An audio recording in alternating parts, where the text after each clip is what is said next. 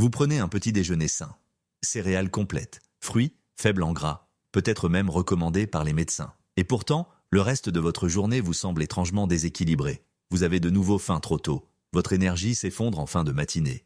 Et le soir, la graisse abdominale semble complètement intacte. Voici l'inconfortable vérité. Certains des petits déjeuners sains, les plus courants, arrêtent discrètement la combustion des graisses pour toute la journée. Non pas parce qu'ils contiennent trop de calories, mais parce qu'ils envoient le mauvais message hormonal au pire moment possible. Le matin, votre corps est très sensible. L'insuline réagit plus rapidement, le foie décide si aujourd'hui est un jour de stockage ou un jour de combustion. Un mauvais signal au petit déjeuner peut maintenir l'insuline élevée pendant des heures, bloquer les cellules adipeuses de taux et forcer votre corps à dépendre d'un glucose constant au lieu de la graisse stockée. Dans cette vidéo, vous apprendrez pourquoi certains petits déjeuners sains ont l'effet inverse, ce qui se passe réellement au niveau hormonal après les avoir consommés, et comment une simple décision matinale peut discrètement saboter la combustion des graisses jusqu'au coucher. Parce que la perte de graisse n'échoue pas au dîner, elle échoue souvent au petit déjeuner. Pendant des années, le petit déjeuner a été traité comme une décision morale. Mangez-le et vous êtes discipliné. Sautez-le et vous êtes négligent. Alors vous choisissez la bonne option. Flocons d'avoine au lieu de viennoiserie, fruits au lieu de sucre, faible en gras au lieu de gourmand. Et vous vous sentez confiant d'avoir commencé la journée correctement. Mais quelques heures plus tard, quelque chose ne va pas. La faim revient plus vite que prévu. La concentration diminue. Les fringales apparaissent bien avant l'heure du déjeuner. Le soir, vous mangez peut-être raisonnablement, même légèrement, et pourtant la graisse abdominale reste inchangée jour après jour. Cela crée de la confusion. Comment un petit déjeuner sain peut-il entraîner de mauvais résultats en matière de perte de graisse ? Le problème est que la plupart des conseils sur le petit déjeuner se concentrent sur les nutriments, et non sur le timing et le contexte hormonal. Le matin, votre corps n'est pas neutre. Il sort d'un jeûne. Le glycogène hépatique est bas. Les hormones de stress sont naturellement plus élevées. La sensibilité à l'insuline est différente de celle de plus tard dans la journée. Cela fait du petit déjeuner le repas le plus influent de la journée, non pas parce qu'il ajoute des calories, mais parce qu'il fixe l'orientation métabolique. Un petit déjeuner qui fait monter l'insuline tôt peut bloquer les cellules adipeuses pendant des heures. Un petit déjeuner qui repose fortement sur des glucides rapides entraîne le corps à s'attendre à un apport constant de glucose. Et une fois cette attente établie, la combustion des graisses est reportée à beaucoup plus tard si elle a lieu. La plupart des gens ne le ressentent pas comme un effondrement dramatique. Ils le ressentent comme une dépendance subtile. Avoir besoin de collation, se sentir normal seulement après avoir mangé à nouveau. Avec le temps, ce schéma enseigne une leçon au corps. Stocker l'énergie tôt, la protéger plus tard. Dans cette vidéo, le but n'est pas de diaboliser le petit déjeuner ou de promouvoir des extrêmes. Le but est de montrer pourquoi certains choix matinaux bien intentionnés sabotent discrètement la combustion des graisses, surtout après 40 ans. Une fois que vous comprenez comment le timing et la composition du petit déjeuner influencent l'insuline et le foie, vous arrêtez de deviner. Et la perte de graisse ne semble plus aléatoire. Ensuite, vous devez voir ce qui se passe réellement à l'intérieur de votre corps pendant les premières heures après un petit déjeuner sain typique. Pour comprendre pourquoi certains petits déjeuners bloquent la combustion des graisses, il faut regarder les 2 à 4 premières heures après avoir mangé. Lorsque vous vous réveillez, votre corps sort d'un jeûne nocturne.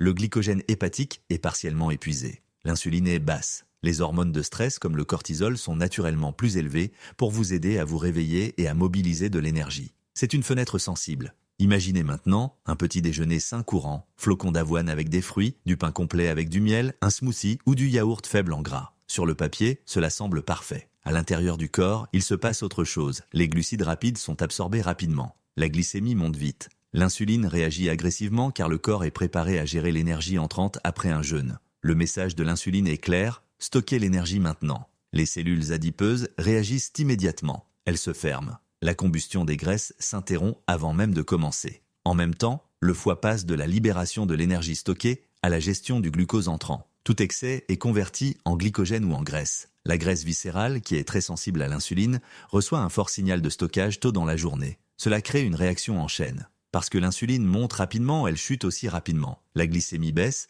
la faim revient. C'est pourquoi beaucoup de gens ont de nouveau faim seulement 2 à 3 heures après un petit déjeuner riche en glucides. Non pas parce qu'ils ont mangé trop peu, mais parce que l'insuline a poussé l'énergie vers le stockage trop efficacement. Pour compenser, le corps demande plus de nourriture. Une autre collation. Un autre café avec quelque chose de sucré. Une autre petite poussée d'insuline. À la mi-journée, l'insuline a été élevée plusieurs fois. La combustion des graisses a été reportée à plusieurs reprises. Le corps s'adapte en se fiant presque entièrement au glucose entrant au lieu de la graisse stockée. C'est là que la journée tourne discrètement mal. Même si le dîner est léger, même si les calories sont raisonnables, la direction métabolique était déjà définie le matin. Les cellules adipeuses étaient au bloqué tôt. Le corps a appris à s'attendre à une alimentation constante. Après 40 ans, cet effet devient plus fort. Le tissu musculaire absorbe le glucose moins efficacement. L'insuline reste élevée plus longtemps. La graisse viscérale réagit plus agressivement aux signaux d'insuline.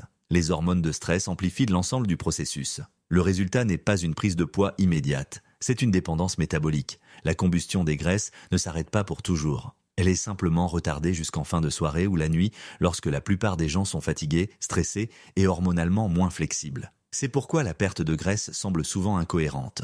Elle n'échoue pas au dîner, elle a été bloquée au petit déjeuner. Ensuite, vous devez savoir quels choix de petit déjeuner maintiennent la combustion des graisses disponibles et lesquels l'arrêtent discrètement pour le reste de la journée. Corriger le petit déjeuner ne signifie pas l'éliminer. Cela signifie changer le signal qu'il envoie. Après 40 ans, le petit déjeuner ne devrait pas être synonyme d'énergie rapide. Il devrait s'agir de stabilité métabolique. Voici comment construire un petit déjeuner qui soutient la combustion des graisses au lieu de la bloquer. Commencez par les protéines, pas les glucides. Les protéines envoient un message différent du sucre ou de l'amidon. Elles augmentent l'insuline seulement légèrement. Elles stabilisent la glycémie. Elles réduisent de la faim plus tard dans la journée. Les œufs, le yaourt sans sucre ajouté, le fromage cottage ou les options végétales riches en protéines permettent au corps de se réveiller sans déclencher le mode stockage.